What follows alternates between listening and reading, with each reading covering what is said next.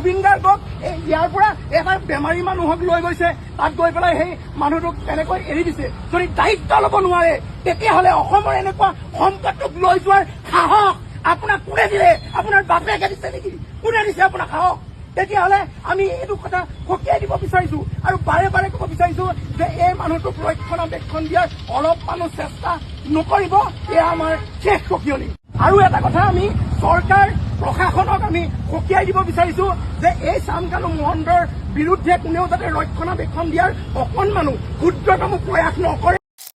ডাঙৰ খবৰ, জুবিন গাৰ্গৰ হত্যাকাণ্ডৰ 4 অভিযুক্তৰ মৃত্যুদণ্ড নিশ্চিত হৈ পৰিছে। শ্যামকানু মহন্তৰ মৃত্যুদণ্ড হ'ব পাৰে, সমান্তৰালকৈ অমৃতপ্ৰভা মহন্তৰ মৃত্যুদণ্ড হ'ব পাৰে, শেখৰজ্যোতি গোস্বামীৰ মৃত্যুদণ্ড হ'ব পাৰে আৰু সিদ্ধাৰ্থ শৰ্মাৰ মৃত্যুদণ্ড হ'ব পাৰে। 4 অভিযুক্তৰ 4 কালপ্ৰিতৰ মৃত্যুদণ্ড প্ৰায় নিশ্চিত হৈ পৰিছে। অৱশেষত মুখ খুলিছে SDGP মুন্না প্ৰসাদ গুপ্তাই। তেওঁৰ নিচিনা এজন মানুহ হত্যা কৰিবলগীয়া কি থাকিব পাৰে? নমস্কাৰ। আমাৰ প্ৰাণৰ শিল্পী জুবিনদাৰ বাবে ন্যায়ৰ বাবে আমি কালি 12 তাৰিখে দেখিছোঁ যে চাৰ্জশ্বিট দাখিল হ'ল যে আদালতত এনেকুৱা কথা আমি শুনিলোঁ যে জুবিনদাৰ হত্যা কোনে কৰিছিল আৰু সঁচাকৈ জুবিনদাক হত্যা কৰা হৈছিল নেকি ছিংগাপুৰত, এইটো আমি আদালতৰ বাবে আমি নিউজত শুনিলোঁ।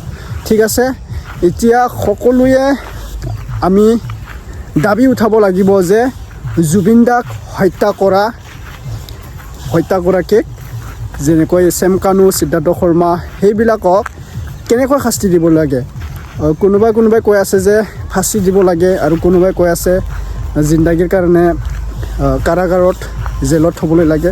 মই ভাবিছোঁ এনেকুৱা হাৰামী মানুহক জেলত থৈ লাভ নাই, পূৰা ফাঁচি দিব লাগে। কিয়নো আমাৰ মৰমৰ প্ৰাণৰ শিল্পী জুবিন গাৰ্গ ডাঙৰীয়াক কেনেকৈ হত্যা কৰিব পাৰিলে। জুবিনদাৰ পৰা টকা লুটিলে, জুবিনদাৰ পৰা ঘৰ বাৰী বনালে, লাখ লাখ টকা জুবিনদাৰ পৰা আৰ্নিং কৰিলে, তাৰ পিছতো আমাৰ জুবিনদাক কেনেকৈ হত্যা কৰিব পাৰিলে। আচৰিত কথা। মই ভাবি বা মই শুনি ঠিক আছে। আৰু কোনোবাই কৈ আছে যে মুখ্যমন্ত্ৰীৰ কামৰ লগত জড়িত হ'ব, কিয়নো মুখ্যমন্ত্ৰীয়ে যেনেকৈ শাস্তি দিব বা কোনো আদালতত কেনেকৈ শাস্তি দিব লাগে এইবিলাক চলিব। আৰু মই কওঁ কোনো মন্ত্ৰীৰ লগত কোনো MLA লগত জড়িত নকৰিব, কিয়নো ন্যায়ৰ বাবে আমাৰ পাব্লিকৰো দৰকাৰ। আমি পাব্লিকে এনেকুৱা দেখিব নোৱাৰোঁ যে জুবিনদাক কেনেকৈ হত্যা কৰিলে। ইমান মৰমীয়াল জুবিনদাক, যে জুবিনদাৰ লগত 2 বছৰ আগতৰ পৰাই জুবিনদাক হত্যা কৰিবলৈ চান্স কৰি আছিলে ইয়াতে। আৰু জুবিনদাৰ বাবে কোনে জড়িত আছিলে, জুবিনদাক কেনেকৈ হত্যা কৰিব লাগে, জুবিনদাক কেনেকৈ ছিংগাপুৰত লৈ যাব লাগে। আৰু মই শুনিছোঁ নিউজত, এইটো কিমান সত্য নাজানো, সত্য কথা হ'বই, এইটো যতীন বৰা ডাঙৰীয়া কৈছে চাগে মই নিউজত দেখিছিলোঁ যে জুবিনদাক যদি ছিংগাপুৰত নাযায় শ্যামকানুৱে নিজে হত্যা কৰি ল'ব বুলি এটা কথা শুনিছোঁ। আৰু এইটো কথা আজি 12 তাৰিখ 3 কিয় উল্লেখ কৰিলে? আগতে ক'ব লাগিছিলে, আগতে এইটো কথা উল্লেখ কৰিব লাগিছিলে। এনেকুৱা এটা কৈছিল বোলে শ্যামকানুৱে ব্লেকমেইল কৰিছিল বোলে, জুবিনদাক ছিংগাপুৰলৈ যদি নাযায় মই নিজে হত্যা কৰিম, এনেকুৱা বোলে এটা কথা কৈছিলে শ্যামকানুৱে। ইমান যে হাৰামী মানুহ জুবিনদাক কেনেকৈ হত্যা কৰিলে, বহুত দুখ লাগিলোঁ কথাটো শুনি। এনেকুৱা মৰমীয়াল মানুহক আমাৰ পৰা নাইকিয়া কৰিলে, দূৰ কৰিলে। আমি কাৰ প্ৰগ্ৰাম চাম, আমি কাৰ ফাংচনত যাম? জুবিনদা আহিলে কিমান যে ফূৰ্তি আছিল, মানুহে জুবিনদাৰ ফেন আছিলে। এতিয়া হত্যাকাৰীক কি শাস্তি দিবলৈ লাগে আপোনালোকে কমেণ্ট কৰি জনাব প্লিজ, আপোনালোকে কমেণ্ট কৰি জনাব।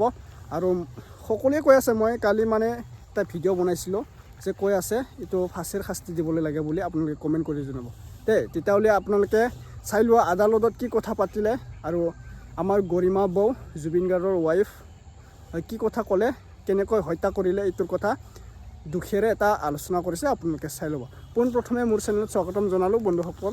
আৰু আপোনালোকে নিউজত চাই আছা যে কোনটো ডিষ্ট্ৰিক্টৰ পৰা আপোনালোকে মোৰ ভিডিঅ' চাই আছা, এটা কমেণ্ট কৰি জনাব দেই। মই আপোনালোকৰ কমেণ্টটো ৰিপ্লাই কৰিব বুলি মই আশা ৰাখিলোঁ। আপোনালোকে নিজৰ নিজৰ ডিষ্ট্ৰিক্টটো আপোনালোকে জনাই দিব। থেংক ইউ ছ' মাছ আপোনালোকে মোৰ চেনেলত এনেকৈ আগবাঢ়ি দিয়াৰ বাবে, আৰু আশা কৰিছোঁ আপোনালোকে মোৰ চেনেলত এনেকুৱাই পিছলৈ আগবাঢ়ি দিব পাৰে। ঠিক আছে, আপোনালোকে নিউজটো চাই ল'ব আৰু পুনৰ পৰা সম্পূৰ্ণকৈ ভিডিঅ'টো চাই ল'লে গম পাবা। ঠিক আছে, কমেণ্ট কৰি জনাব। একিউজ সিদ্ধাৰ্থ শৰ্মা, তেওঁক BNSৰ ধাৰা 3 সাবসেকশন আছে, 3 সাবসেকশন 6, 3 সাবসেকশন 7, 3 সাবসেকশন 8, এইটো কমন ইণ্টেনশ্যন ইত্যাদি বুলি কোৱা হয়। আপোনালোকে ধাৰাবিলাক BNSত চাব পাৰিব। 61 ক্ৰিমিনেল কনস্পিৰেচি, 103 মাৰ্ডাৰ আৰু বিত্তীয় লেনদেনৰ খেলি মেলিৰ কাৰণে 316 subsection 5 criminal breach of trust, এইখিনি ধাৰা তেওঁৰ বিৰুদ্ধে চাৰ্জশ্বিট দিয়া হৈছে। দ্বিতীয়তে একিউজ শ্যামকানু মহন্ত, তেওঁক BNS 3 subsection 6, BNS 3 subsection 7, BNS 3 subsection 8, 61 subsection 2, 103, 308 subsection 2, 318 subsection 4 আৰু 238 ডিষ্ট্ৰাকশ্যন অফ এভিডেন্স, এইখিনি ধাৰাত তেওঁৰ বিৰুদ্ধে চাৰ্জশ্বিট দাখিল কৰা হৈছে। একিউজ শেখৰ জ্যোতি গোস্বামী, তেওঁৰ বিষয়ে BNS 3 সাবসেকশন 6, 3 সাবসেকশন 7, 3 সাবসেকশন 8, 61, 103, এইখিনি ধাৰা আৰু ইয়াৰ উপৰিও 316 সাবসেকশন 5, এইটো ক্ৰিমিনেল ব্ৰিচ অফ ট্ৰাষ্ট, বিত্তীয় লেনদেনৰ যি খেলি মেলি, সেই ধাৰাও লগোৱা হৈছে। অমৃত প্ৰভা মহন্ত, তেওঁৰ বিৰুদ্ধে section BNS 3 subsection 6, 3 subsection 7, 3 subsection 8, 61 subsection 2, 103, এইখিনি ধাৰাৰ উপৰিও 238 ডিষ্ট্ৰাকশ্যন অফ এভিডেন্স BNS, এই ধাৰা লগোৱা হৈছে। সন্দীপন গৰ্গ একিউজ, তেওঁৰ বিৰুদ্ধে 105 BNS ধাৰা লগোৱা হৈছে। নন্দেশ্বৰ বৰা, তেওঁৰ বিৰুদ্ধে ধাৰা লগোৱা হৈছে 61, that is criminal conspiracy read with criminal breach of trust, that is 316 subsection 5, বিত্তীয় লেনদেনৰ খেলি মেলিৰ কাৰণে। ঠিক তেনেদৰে পৰেশ বৈশ্য, তেওঁৰ বিৰুদ্ধে ক্ৰিমিনেল কনস্পিৰেচি 61 সাবসেকশন 2 আৰু 316 subsection 5 criminal breach of trust, এওঁলোকৰ বিৰুদ্ধে, এই দুজনৰ বিৰুদ্ধে এইখিনি ধাৰা প্ৰযোজ্য কৰা হৈছে। 18/2025 কেছটোৰ বিষয়ে আপোনালোকে অৱগত। এই কেছটোত আজি SITয়ে মাননীয় আদালতত চাৰ্জশ্বিট দাখিল কৰে। তেওঁৰ নিচিনা এজন মানুহক হত্যা কৰিবলগীয়া কি থাকিব পাৰে?